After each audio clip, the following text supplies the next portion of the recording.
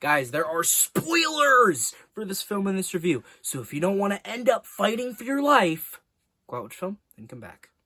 You have been warned. Hey guys, welcome back to another week of Ticket Tuesday. I'm your host, Jorma HD. So yeah, this is going to be a great time. Hey guys, and welcome back to an episode of Ticket Tuesday. I'm your host, Jorma HD, and this week we watched Sisu, Road to Revenge, the sequel to Sisu, which came out a couple years ago, directed by Jalmari Helander? Very sorry, definitely butchered that. And Jorma, I'm not even going to try it. I'll figure it out later. Either way, this film is a action, adventure, kind of like, I wouldn't call it a full-on comedy, but it was very ridiculous, and I think the problems I had with the first movie were that it wasn't fun enough, and this movie was really fun, and I think this was way better than the first one. But before I go on a little tangent, why I like this film, I'll tell you why I like this film, and more, back at the house.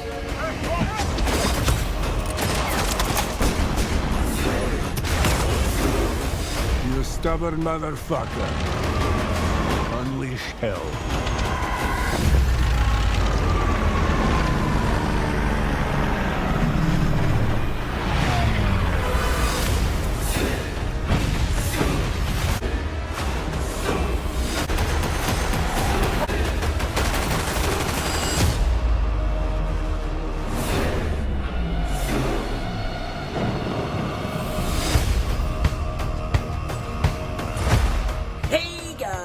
And welcome back to another episode of Ticket Tuesday. I'm your host, Ronan HD, and this week we watched Sisu, Road to Revenge, which is the second film in the Sisu franchise. I guess the duology as it stands now. It is a sequel to the 2022 film Sisu. It was directed by Jalmari Helander, starring Jorma, Tommila. I'm very sorry. I very likely butchered both of those names. I'm sorry. I don't speak Finnish. And Richard Brake and Stephen Lang. They were the bad guys. And I think this film, I'm just going to jump straight into it. I think this film accomplished what I wanted the first film to be. Now, I think this film benefits from being a sequel, so it doesn't need to waste time on expository dialogue and, explaining who the main, Finnish commando is. Because if you've already seen the first movie, which if it's a sequel, why wouldn't you have watched the first movie? You already know who he is and, why he's here doing the things he's doing, so you don't need that. Right? So a lot of, the things that I didn't like about the first one, which was the unnecessary expository dialogue, and just a lot of, way too much downtime in between the action scenes, that's basically gone here. And the films aren't even that separate in length, but this one felt way quicker, even though it's only, 2 minutes shorter. It felt way, way quicker than the first Sisu, because one, it's really fast-paced. There is no downtime. There's, action, which is good. Because that's, the reason you're watching this movie, right? You're not watching it for the story. Let's be real. You're watching it to see this, badass Finnish commando beat the shit out of, bad guys and chop them up like a slasher movie villain. That's why you're watching this movie, right? And I can tell that the action has very much improved in this film. While it's no John Wick. I mean, John Wick's a high bar, right? I think obviously the reason the last film was so underwhelming was because I've heard so many people say, oh, it's like World War II John Wick, when it's really not. I think this film kind of benefits from not getting those comparisons and you being able to just enjoy it on the merits that it already has. Without unreachable expectations or too high of expectations. I also just think it was, as I said, more fun. I think this film was way more enjoyable because I think it kind of more leaned into the ridiculousness of it, right? When you think about it, it's kind of ridiculous. This, this really old man, old Finnish commando can just, chop up these, young, trained soldiers. It's not, I get that he's a commando, but he's an old man, right? It's kind of ridiculous to see him like just chopping these dudes up like that, but it's kind of played off as a gag in this one a little bit. I mean, there's literally like my favorite, like, I guess set piece is the train car, like the whole train segment, like at the final act of the film. I really loved that because it just got even more ridiculous as it went on. Like, it got more and more ridiculous. So it started with him. So the soldier went into his, because he escaped. He was like tied to the ceiling of a train car, and he was able to pull it off with the like his like bare hands, basically his pure strength, upper body strength. He was able to rip it off the ceiling, and he fell down. And he had a fucking knife in his skin, which they hinted at earlier in the film, and it was a really good practical effect. It was really gnarly.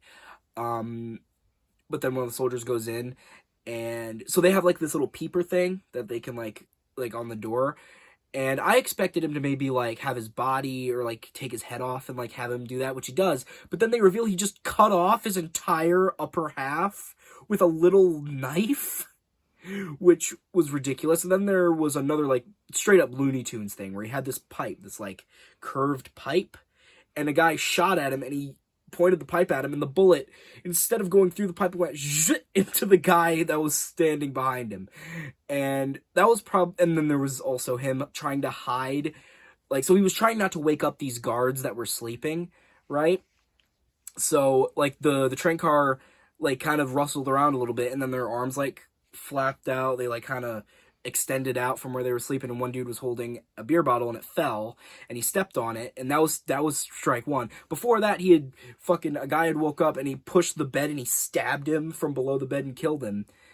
But then, so the blood from that guy that he killed was dripping onto the dude in the below bunk. He was stepping on shards of glass, and then the dudes they woke up, but then he had to go underneath one of the bunks, where he then accidentally impaled his back with a glass that was just underneath the bunk for some reason.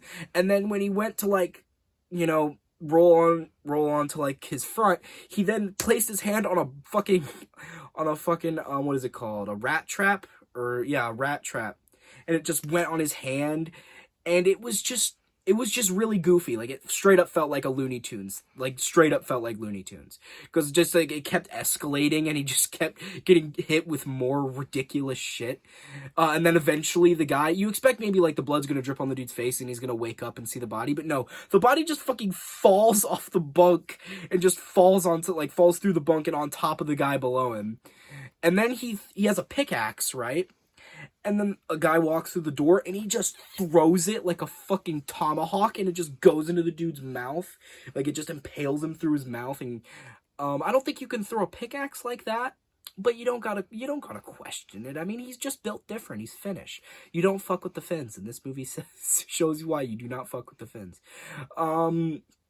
But I think just I'm not gonna name every ridiculous thing here. I might name one more thing. But I just think overall that's just a couple examples of why I enjoy this film more, because it was funny, right? And it was ridiculous.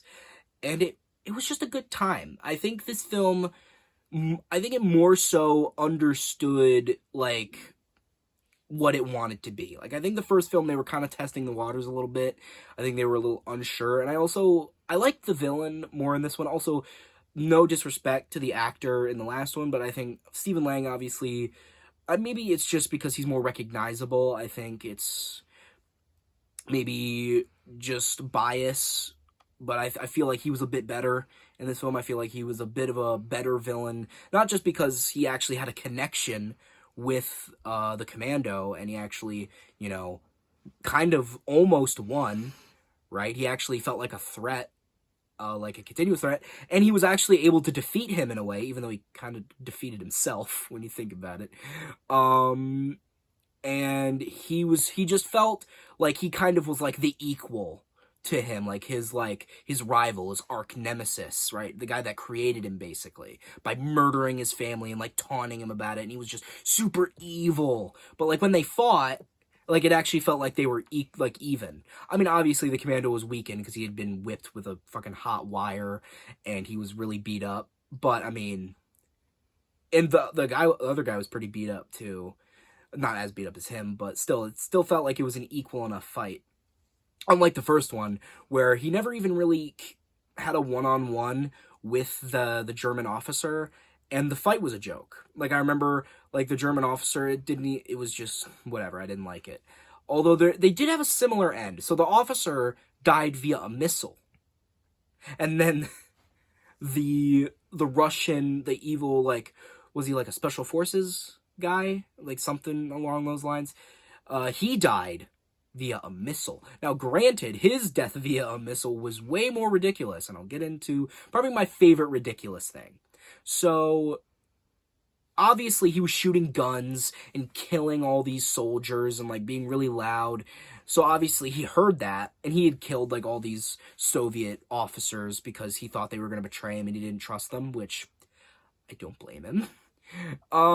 And he noticed that the commando was coming in, that he was going to come for him, so he detached his, like, the two, like, lead train cars from, from where the commando was. And so there was, like, a thing in a tarp, right? And he took off the tarp, and it was a missile. It was like a warhead, right? This wasn't like a torpedo or no, this was like a fucking warhead, like a mini nuclear warhead. Maybe not nuclear, but it was a warhead. And essentially what he did is he used the fucking, like, missile to propel himself to the train car where his arch nemesis was. And it, like, shot in. It basically connected itself back onto the train. And then he fucking, like dolphin dived through an entire train car, and then he just so happened to land right in front of the enemy guy where he did a roll, and then he grappled him and it started attacking him. It was amazing and so fucking stupid. But that's what I love about it. It was just so fucking dumb. And then there was another part where he was like, the Soviet, like, evil Soviet guy was trying to, like, drown him in a sink, and he tried to stab him with something, and it was a spoon, and then he had a fork and he stabbed him, and then the dude just took the fork out and stabbed him again, and then he took another fork and then he just stabbed him again. Like, that's the stuff that I like, okay? It's goofy, it's ridiculous, it's funny. This movie was fun, I guess is a good way to put it. And I've just been going on about the stuff that I found enjoyable and fun about it, and that's simply it. It was just a more enjoyable film than the first one. I think the first one may have took itself a little bit too seriously. I think there was a couple, like, a side plot in there that I just wasn't a huge fan of. I don't think it added much to the story. And I think this one just felt less muddied to me. It felt less like there was too much going on. It felt like the film had a direction and it knew where it wanted to go. And I think they executed what they were going for perfectly. I think it's a dumb, fun action movie that I think obviously you should probably watch the first film first to get an understanding of who the commando is and this and that, but I think it's worth it. I think even though the first one's kind of boring and whatever, I think it's worth it to get to this one because it's just really enjoyable, at least to me. And with that being said, what would I rate this film? I think I would rate this film like a 7.5 out of 10. And, yeah, I think I have something to say. I think I have something to piece. So, guys, I hope you like this video. Share with friends. Subscribe. Turn those notifications on. Comment down below on how much you liked it. But you guys know how it goes. I didn't really mean to say that. What I really meant to say, so if you guys hated this video, unsubscribe, dislike, change in the comments. And I'm Running Time HD. Off to get revenge. Off to get revenge. You know, so I was watching this movie, and there was something really funny, like really entertaining that I found about it. Like, whenever, like, a vehicle crashed, it would explode. It had, like, the GTA logic. Like, if, like, you run over a car in GTA with, like, a big truck, instead of it just, like, crushing the car fucking explodes. And I think that's incredible because it's stupid, and that's what makes it good. It's because the stupider the better is what they say. They don't actually say that, but they should be saying that. That's my point. I'm just saying. I don't know what I'm saying.